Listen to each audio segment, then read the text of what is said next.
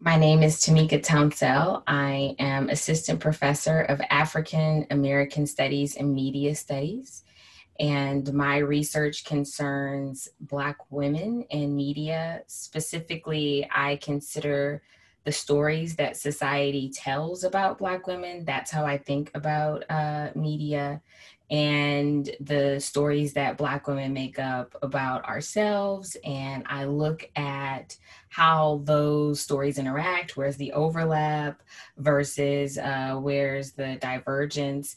And then I use that as data to help me think about how Black women then use those stories to Mhm. make sense of themselves. Can you tell me a little bit about how your interest in media studies started? Yes, so my interest in media studies started actually well, I was completing my undergraduate degree. My major was magazine journalism, and I had landed an internship at what was then my dream place, which was Essence Magazine. And I was assigned to the relationship section of the magazine. And I had to, for my first task, I had to do these man on the street interviews. And I was very intrigued by the specific guidelines that my editor gave me about the look or the image that each man needed to have in order to fit the Essence brand. And in particular, she said, no men without a collared shirt. And that was, getting at this idea of professionalism, and I was really interested in what that said about the broader editorial formula for that publication and how that was reflective of this deeper political project that Essence and other magazines which target Black women were invested in, and how this was not just a women's magazine. It wasn't just something for fun. It wasn't just entertaining, but it was a political text that was communicating a certain ideal about Black femininity and Black masculinity. And I realized right away that by the end of the summer internship, I realized I was way more interested in those questions than I was in the assignments I had actually been given. Great. So, that you said it was your dream place, your dream Mm-hmm. job. I mean, was it tough to branch away from that area, or was it just did it feel so natural that you just kept going and didn't look back? It was somewhat difficult to venture off from that and into the sort of more academic realm. But one of my mentors gave me some advice, and she said, look, if you go straight through to graduate school, if you complete your doctorate degree after you're done with undergrad and you don't take a break to work in between, you'll still be pretty young when you finish. And she said, look, no one's going to not accept you into a traditional magazine position because you went and got further education. So if you hate this, go back to your original path. And it was that flexibility, thinking about it from that perspective, which gave me the boost I needed to take the leap to say, okay, I'm going to set out and completely shift gears. And this was in my senior year of college that I made this decision. I'm going to completely shift gears. And because it was so interesting to me, because I had already been asking myself these questions, this felt like it was an opportunity. The research aspect of graduate school really felt like an opportunity to explore passions that I wasn't going to be able to really explore if I had taken a traditional magazine position at a magazine. So it was a great opportunity. And it felt like, I felt like a kid on the playground. And so it really fit. And I stuck with it. Sweet, that's great.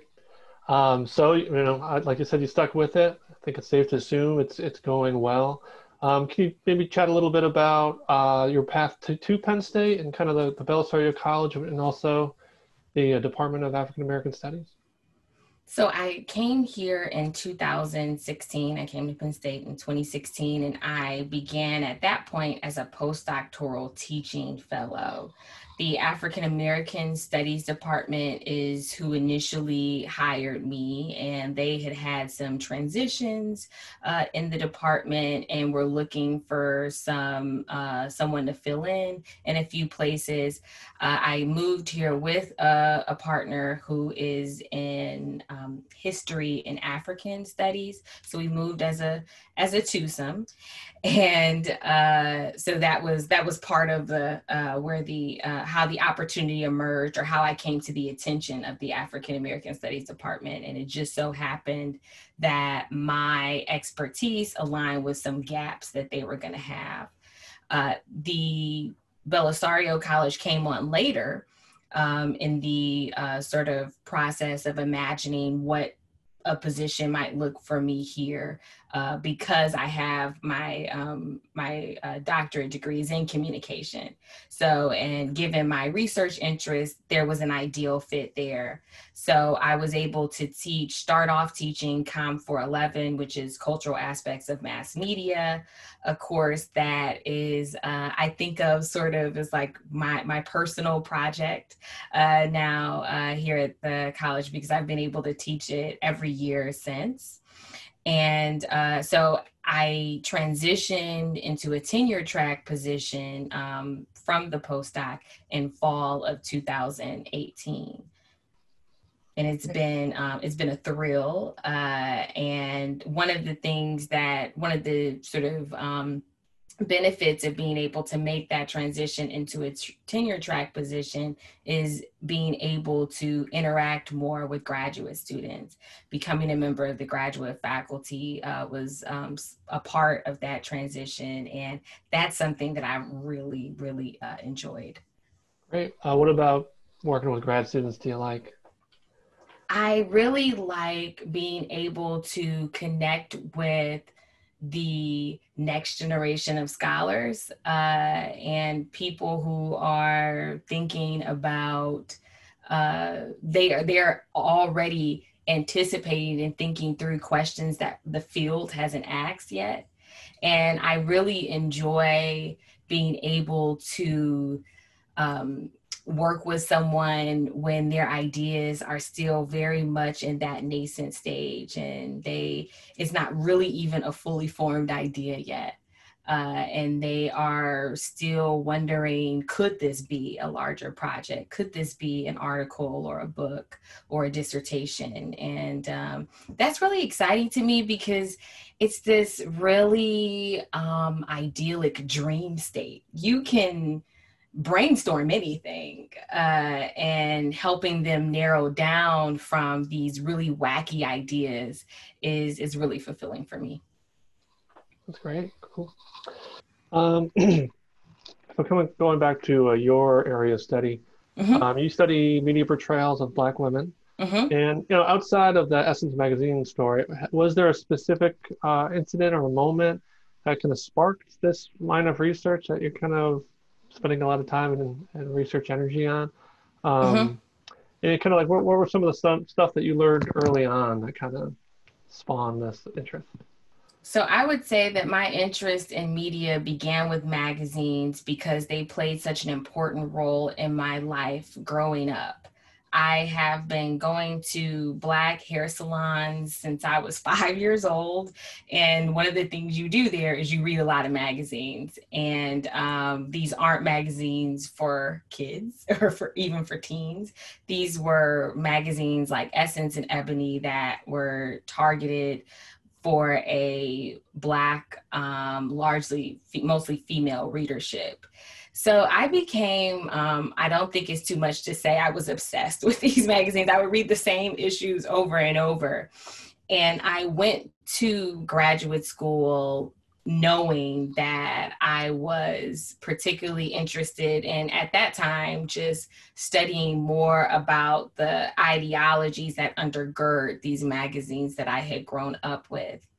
But a couple of things happened early on in my graduate school career that influenced the turn that my research took and helped me to refine my project.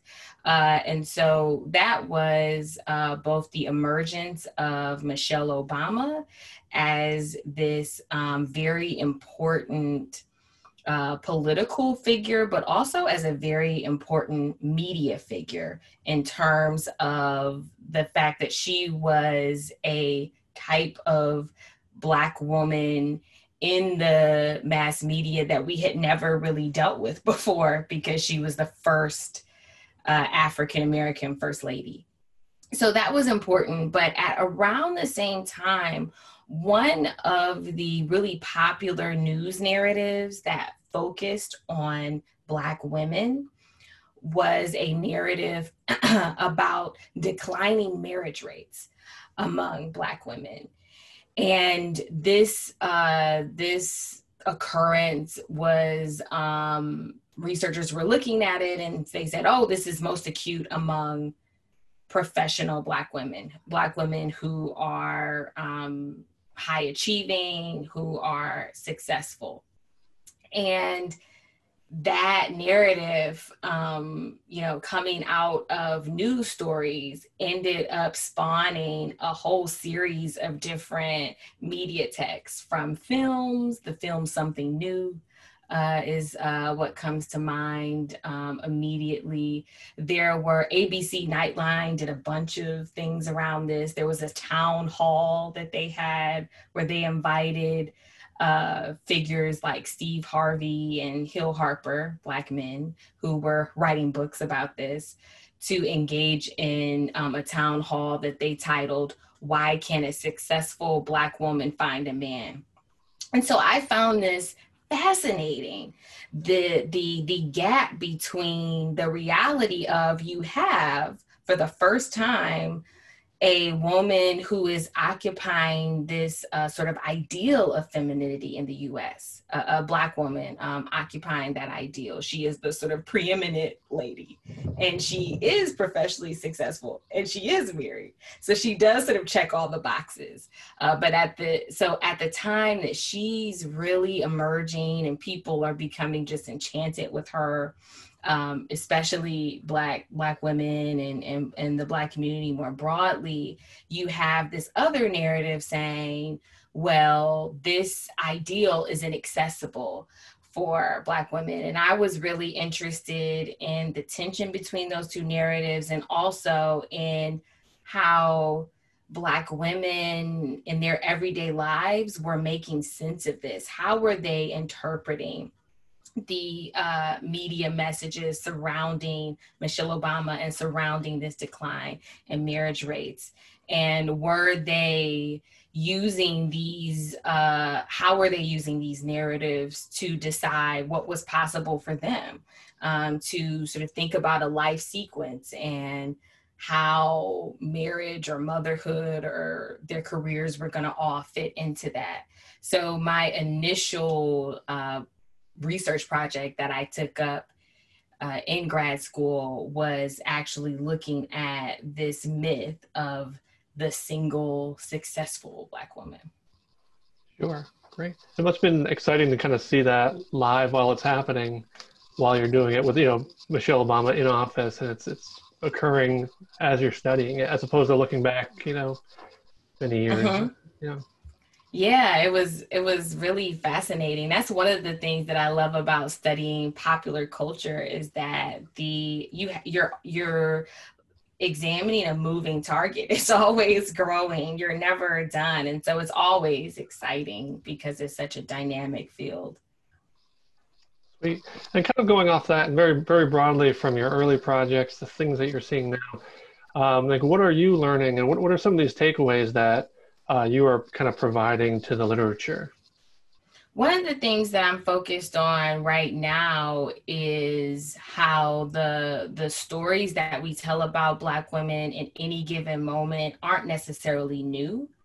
Right now, we are living in what is gets discussed in public discourse as an era of Black girl magic. So, Black girl magic is a term that gets thrown out a lot, and that term just means that it's basically the best time ever to be a Black woman, and Black women are beautiful and powerful and strong and successful and celebrated. And what that very glossy, very attractive narrative obscures is the harsh realities that Black women face in the everyday. So on the one hand, yes, there is a Michelle Obama who, has, the craziest book tour that you ever want to see, right? You do have Oprah, you do have these people who are breaking records. You have Beyonce, right? But at the same time, when we think about what the majority of Black women experience in terms of just basic fundamental life needs, when you think about economic depravity, and Black women suffer there. When you think about racial health disparities, Black women suffer greatly there. So there's all these arenas where Black women actually we know for sure that they aren't very powerful, and certainly not magical. And so that's something that my current book that I'm yet writing is considering, and in particular that this isn't new. We actually, I think popular culture sort of runs in cycles, and we've actually had moments like this before. My book picks up at the dawn of the 1970s, where the magazine that I thought was my dream magazine, Essence, first emerged in May 1970. And they are really the first magazine of their kind in terms of a glossy commercial magazine targeting and centering Black women. It's not the first Black women's magazine, but the first to occupy that commercial stratosphere, that commercial realm. And so Essence Magazine and a variety of other media vehicles are tuning into Black women consumers at the dawn of the 1970s. And we see a lot of advertising and a lot of mass media messages that are very similar to what we see today. And those messages are great, right? They're affirming. Who doesn't like to be told that they're beautiful and strong? And that's fine, as long as we understand that these messages don't always translate into political power or a kind of deeper agency that it's tempting to think that they do. It's tempting to think that, oh, if we see more Black women on TV or in mass media in these glamorous positions, that means that life is better for the sort of everyday Black woman, but that's not necessarily true. Right. And that kind of answers my next question, actually, but maybe there's more to it. But my question had to do with things that the media and media consumers just kind of get wrong about, Black women in the media. And is that it? Is that there's just more to the story than it looks on the screen or in a magazine?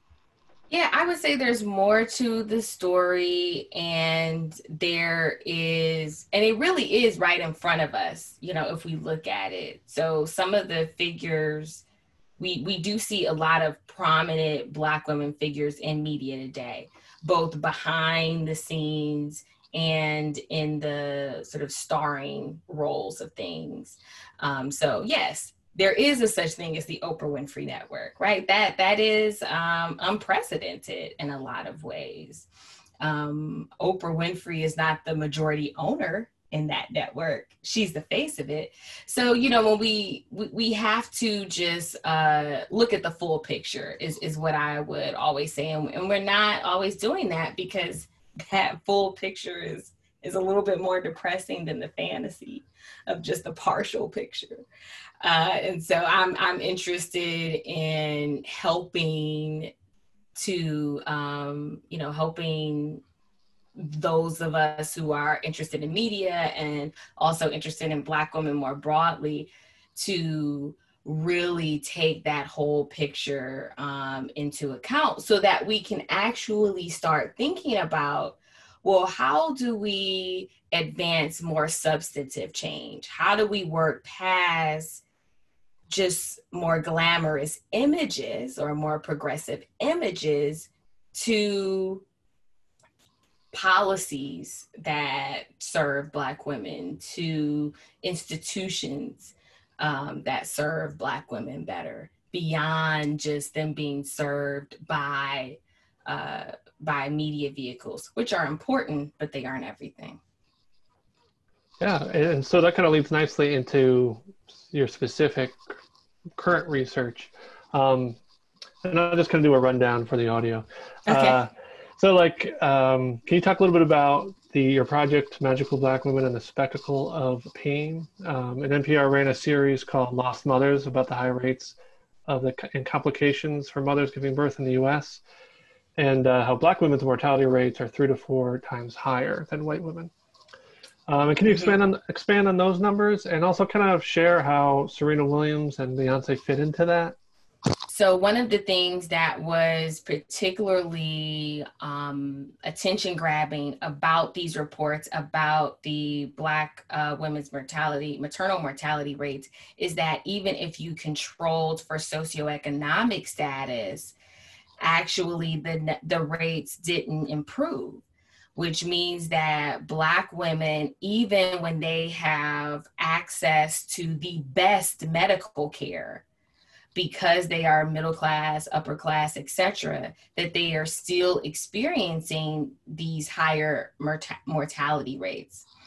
So that's what the data said, but figures like Beyonce and Serena Williams put faces, very famous faces, magical faces, even if that's what I think of them as, these sort of proponent. They are magical Black women, and they embody that narrative, that even they were getting into these really scary, dangerous, almost fatal situations as a part of their recent pregnancies and births. So with Serena Williams, we all know that she, continued to win tennis matches even while she was pregnant, and the whole world finds out she's pregnant and continues to be amazed by what this woman can achieve, and just her prowess as a superior athlete.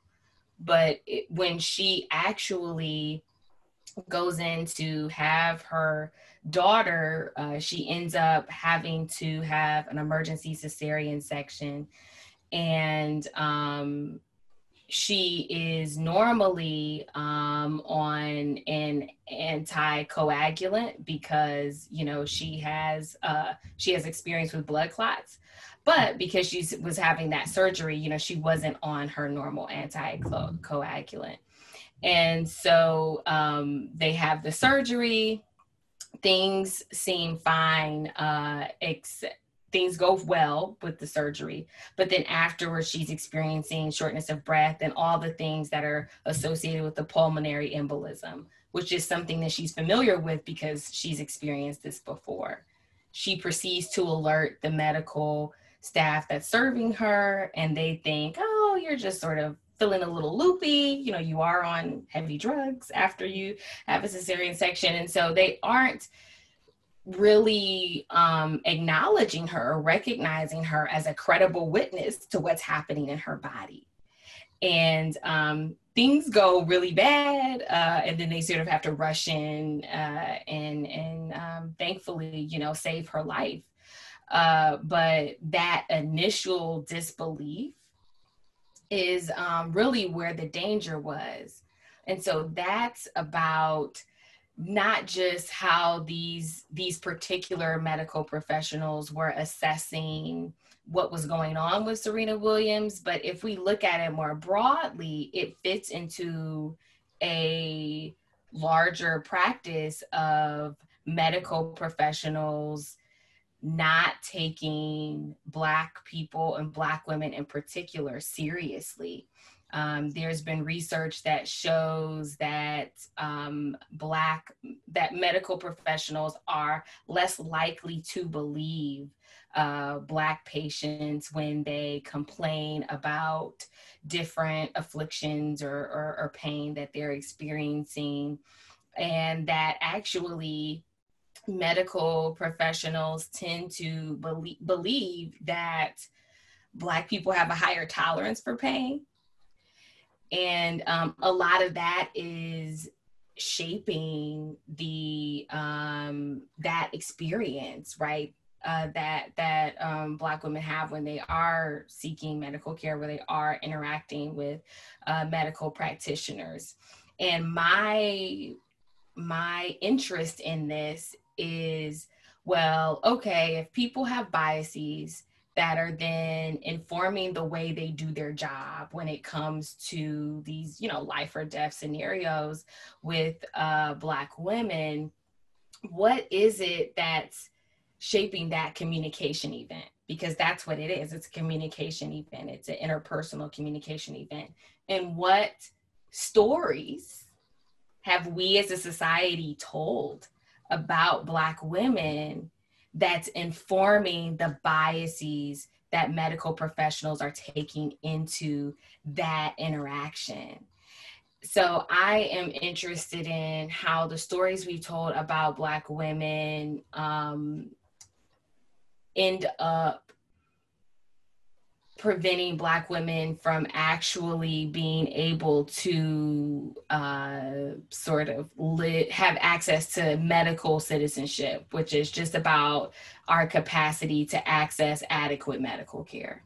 And that includes being believed when we discuss something that we are experiencing.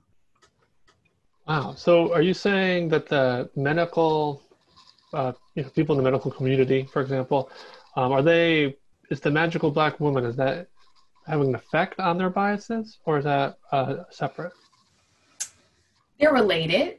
I mean, that's not showing up in the research that's been done to this point, because the people who are really advancing this work are public health scholars. And this hasn't necessarily trickled into the communication and media studies world yet. So I can see the connection because I'm studying, well, what are the stories that society tells about Black women, right? And so I study those across time. And so this idea or the myth of Black women being unshakable or invincible or having a sort of super strength, that sounds like Black girl magic. That's what it sounds like today. But that core myth is something that is not new at all. And in fact, we can trace back to the slave economy, where that myth was very convenient for people who needed to, who used Black women's bodies to make money. So other research you've done examined television shows that purposely cast Black characters as more human, and it, quote, countering the Hollywood convention of representing Black women in extremes. So in the paper, you call this productive vulnerability, and I was wondering if you could explain what that is and share some examples. Yes. So we're used to seeing Black women in particular in two extremes. And you can think about this as like the Claire Huxtable on the Cosby Show, who was this ideal every woman who managed every role in her life perfectly. She was the perfect wife. She was the perfect mother. She was the perfect professional. And she managed to look very flawless while doing it. And then you can think of the sort of opposite extreme of that as a typical character on a reality show, like Love and Hip Hop, for example, is one of the most popular reality shows that has a predominantly Black female cast. And so these are Black women characters who are deviant, who are prone to violent outbursts, who are gold diggers, who are promiscuous, that type of thing. So productive vulnerability is a concept that I use to describe how some Black women content creators are making space for messier portrayals. So these aren't pristine and unshakable characters like Claire Huxtable, but they also aren't inherently dysfunctional characters like we tend to see in some reality shows. So these are characters that are strong in some ways, they're lacking in other ways, but all in all, they're full human beings. They don't have to be perfect in order to be worthy of attention or in order to sort of carry a show. So one of my favorite examples of this, contemporary examples of this, is the character Issa on HBO's Insecure. And really all of the Black women characters on that show are pretty messy characters. Issa is a young Black woman in her, I think, early 30s at this point. She was in her late 20s when the series started. I think it just wrapped its 4th season at this point, but it's been approved for a 5th. And this character is stuck in a sort of a pretty low-level position at a job that she doesn't love. And she's sort of having this sort of delayed quarter-life crisis, and nothing is really going right for her. She has lots of drama in her life. And in that 1st season, she actually cheats on her partner of 5 years. And they've been living together. They aren't married, but they are living together, and she cheats on him. And so she is right away the star of this series, but is someone who does something, especially for a female character on television, that we don't often see star women characters doing, because it is typically very hard for an audience to empathize when a woman is seen as unfaithful and so or promiscuous. And what I appreciate even more about that show, not just that I don't think we should have lots of shows where, Black women commit adultery, but what I appreciate about how Issa Rae, who is the woman who created the show and the character and portrays the character. So she's sort of doing this sort of, the character is largely based on moments in her own life. So the show is, I think she says, is about 80% stuff that she's actually lived and gone through. But what I appreciate about her creating this character is that by the time you get to the end of the 1st season, she is having this conversation with her now ex-boyfriend, and she says, well, cheating on you wasn't about you, it was about me. And so there is something deeper, that even when she commits this significant transgression in a relationship, that everything is pointing back to her. And we are drawn into all of her nuances and complexities, and that includes flaws, but then that also includes things that she's good at. And there are very sort of lovable aspects to her. So I appreciate that the messiness just creates a fuller picture of this Black woman. And that sort of, that dimension is something that we don't often see. And so the vulnerability is just about, you're a Black woman character, you get to be human. You don't have to be Claire Huxtable. You don't have to be Michelle Obama.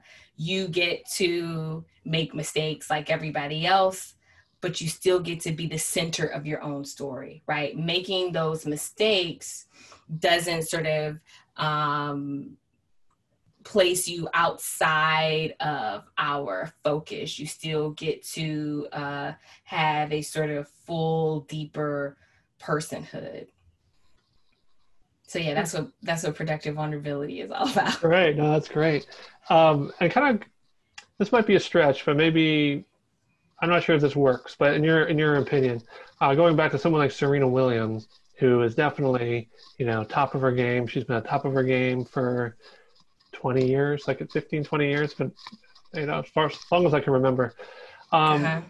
When she kind of has to deal with a situation where she's like arguing with the ref, is that something where it shows her human side? Does that kind of knock her below magical black woman, or is that different?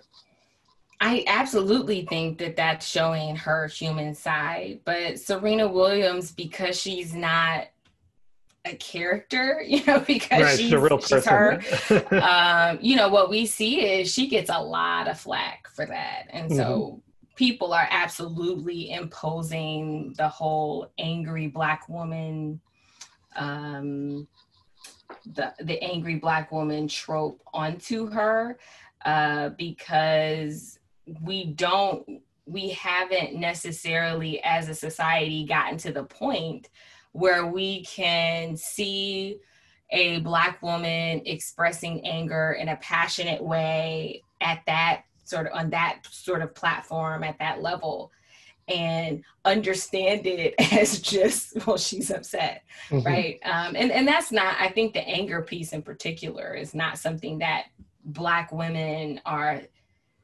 exclusively subject to. That's a broader gender issue, and sort of anger is outside of femininity in this, according to sort of dominant ideals of femininity. Sure. I'm actually watching the Michael Jordan documentary right now, and it reminded me of that, because in that it shows him, he's kind of an angry guy, hyper competitive, and it's kind of glorified. As opposed to the other way around. Yeah, I think that black men, on the other hand, black men have their own set of sort of controlling images that they have to contend with when we see them in mass media. But certainly someone like Michael Jordan, who in and of himself is seen among media scholars as this transcendent figure, as someone who figures out a way to use stardom as this mechanism to sort of escape race, or sort of hover just above race. And it's interesting, what someone has to do in order to, what the trade-off is there. But certainly, Michael Jordan is just, I think he can do no wrong. And it was interesting because I think he said he was afraid that people would think that he was a jerk or something when they saw the series. And I thought to myself, well, but that's not going to diminish your status or standing in the, sure, people will think you a jerk, but lots of people already think you're a jerk. So that's not going to really taint your brand at this point. Yeah, it's too far ingrained in everything. Oh, yeah. And we sort of love it when certain people are jerks. Like, look at Charles Barkley, also a jerk who we are like, oh, we want to see him expressing that. There are parameters that he has to operate within, but it's a very palatable anger. Yeah, interesting.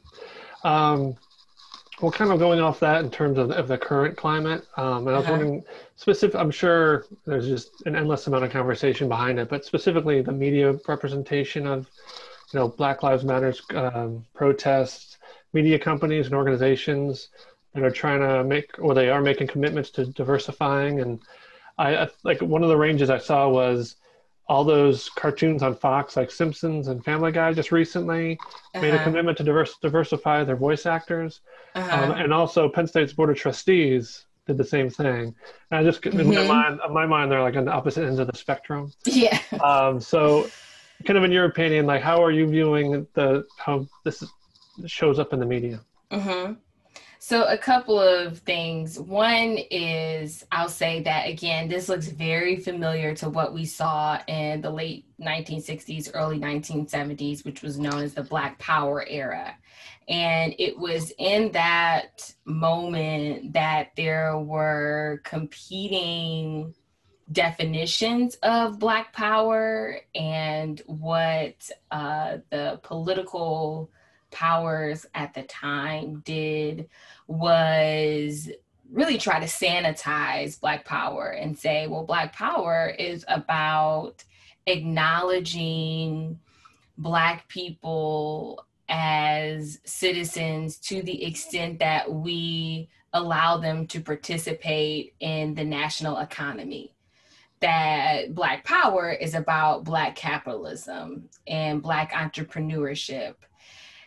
And I think that that's what we're seeing, a repeat of that, where the Black Lives Matter is being diluted and down to, well, Black dollars matter, and Black businesses matter, and Black people who follow all the rules and wait their turn and don't find themselves in sort of radical movements, that those Black people and those Black voices matter. And so I would say that talk, of course, can be cheap, but it can also be the beginning of something more substantive. And one of the challenges for Black people, especially, who do have access to greater amounts of power, who occupy positions in executive leadership at different corporations, who are already sitting on boards and whatnot, people who have the ear of those people who are in power positions. This is a moment where I think we can think about, well, how do we leverage that? How do we marshal this attention that we have, or this visibility, toward more profound structural change, to make this something beyond just seeing more Black people on TV, or beyond just seeing Black Lives Matter written in a bunch of email signatures and in statements and in random commercials. This is still very odd to me. Even Nickelodeon does this. I have a young son, and so we watch a lot of Nickelodeon, and they have these just random, it's kind of like a moment of silence, but it's a statement about, Nickelodeon believes that Black Lives Matter. And so how do we take this moment and deepen it and stretch it and make it something bigger that's yet to be decided?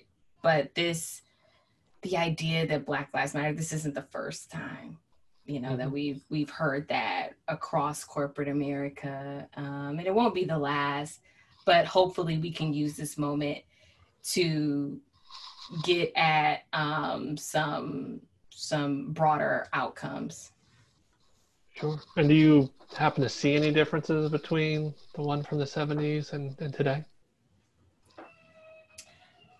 There are differences for sure.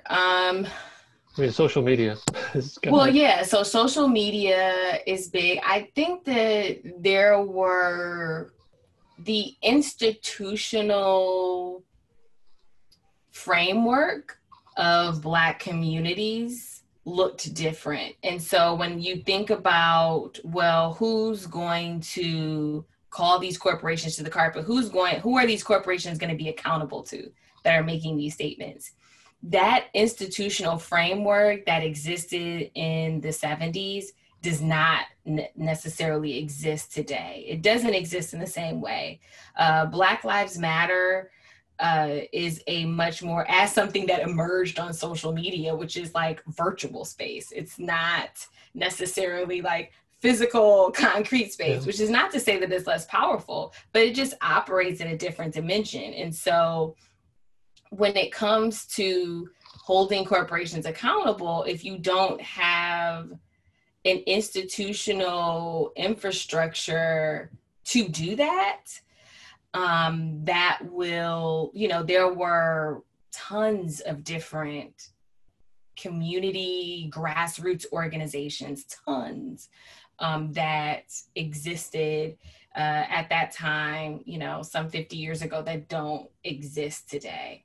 And so I'm not sure who actually is in that position to sort of shepherd things forward, which is not to say that, even though you did have these different figureheads and this broader institutional framework some 50 years ago, it's not to say that the outcomes were necessarily ideal, because some would say that there were too many gatekeepers at that time to actually advance anything substantive. There were too many people who were saying, no, this is what Black Power means. Oh, this is what Black Power means. No. This is what it means, that, you didn't have, you sort of had this very fractured movement instead of a cohesive one. But now we have a much more nebulous movement that is harder to pin down in concrete ways. And, the world is changing, so I get that. But I think what often ends up happening is that instead of material structural changes, what we often end up with is more superficial changes. Because, when you think about the institutions that the Black communities do have in place to sort of police other organizations, it's like Black Twitter, right? So they police a media landscape, not necessarily a material landscape. And so I think that, it'll be interesting to see then what comes of this moment. Absolutely. And speaking of the future, for you mentioned your book. Yes. What are your future research steps, and where do you see yourself going? You can talk about your book or anything you'd like. Yeah, so in addition to the book, which is Black Girl Magic Incorporated, Mass Media and the Business of Black Womanhood, that is top of the list. In addition to that, I am going to then shift gears more in a more concrete way to further look at that project about mass media and Black maternal health, to look at the narratives about Black women and how those narratives impact our ability to have to access full medical citizenship.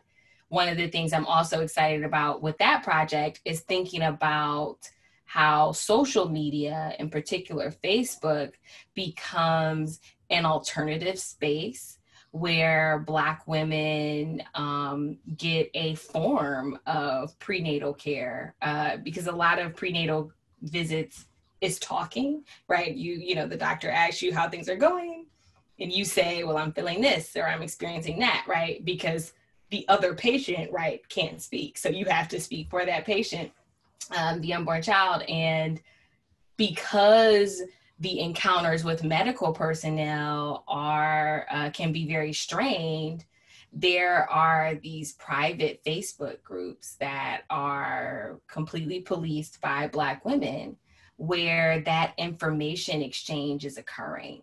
And the types of discourse unfolding there sounds very much like a doctor's visit in some ways, which is fascinating to me. And so I'm looking at, okay, where are these alternative communication spaces that Black women create to get around, what we can't seem to access in the sort of dominant public sphere. So I'm really, really interested in being able to shift to that after I wrap up my book. Great, wonderful. That is all my questions. So thanks so much for chatting with me. I really appreciate it. I really enjoyed our chat. Is there anything else that you want people to know that we didn't cover? No, I think that was great. You asked some great questions, some hard questions too. So it was fun, but yeah, don't need to add anything.